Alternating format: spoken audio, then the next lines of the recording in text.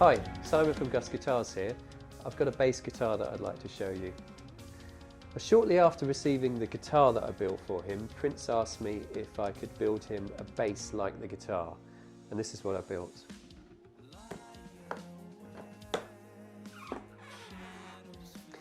So essentially this is a bass version of the Purple Special guitar, and I've naturally called it the Purple Special Bass, and it's got a lot of features in common with the guitar that I built for him. It's got a chrome fibre elements to the construction, so on the body, the fingerboard and the headstock. I've used the same gold holographic material for the inlays and the fingerboard. The entire instrument is finished with a purple candy lacquer, just like the guitar, and all of the metalwork is plated with a really high quality pure gold plate.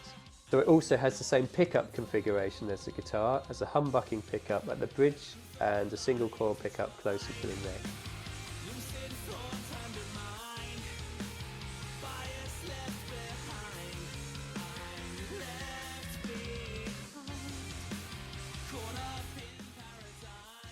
Prince was obviously an extremely accomplished bass player, and I was aware when he commissioned a bass that I wanted to create a very player-focused instrument for him, something that would really have enabled his bass playing to shine. But I also wanted it to be a very eye-catching design, something that would have worked well in a live situation, and really something that would have just reflected the flamboyance and the essence of his style and showmanship. The design is based on my G34 model, which is the second model that I designed for my Gus brand. I designed it back in 1996, and really what I was trying to do was I was trying to create a very unique instrument, but a very practical instrument as well. So I wanted it to work very well ergonomically. So the shape of the instrument is very rounded. There's no square edges on the instrument. It's got a concave and a convex shaping to the body. It's very compact, so the bridge is right at the back of the instrument. Headstock's fairly small, but it's still a 34-inch long scale bass. It sits well on whether you're playing in a seated position, and because of where I position the strap location, it also balances really well on the strap. So it's a comfortable instrument.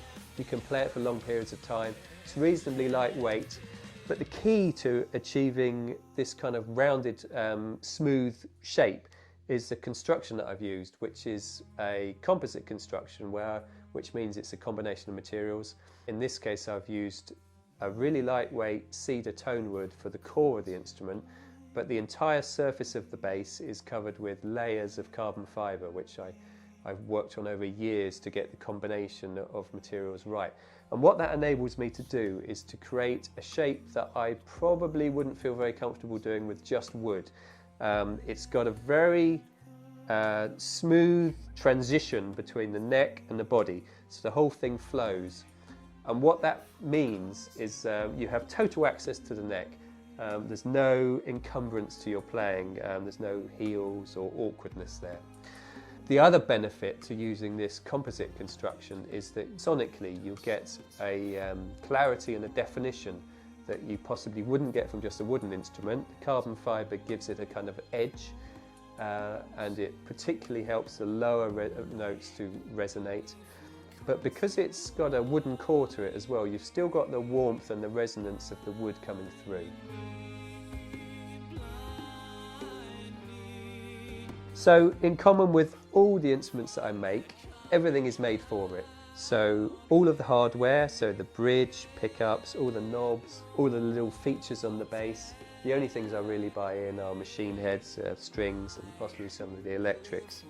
And that's the way I wanted it to be, because I want it to be a complete concept, so with very few bought-in components, so it really is its own thing from a stylistic point of view, but also because I wanted the function of it to be the way I wanted it to be, so it uses my bridge design and my pickups and so on. Now this version of the bass uses my active circuitry, so it's got a 3-band active EQ in it.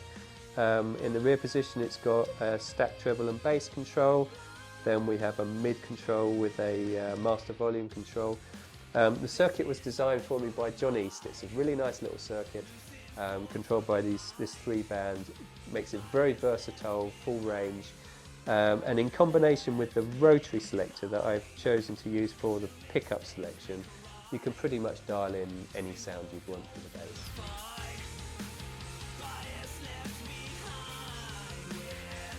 So the overlying sadness with this project is that Prince obviously won't get the chance to see or to play the bass, and that's a thought that's been with me over this last year while I've been creating the bass, and it's been particularly poignant when I've heard his music on the radio, when I've been working on it. But it was important for me to finish the bass, to create something really special, to show people what I've built, and for it to honour his legacy as one of music's most dazzling performers. So thanks very much for watching. I hope you've enjoyed seeing the bass that I created for Prince.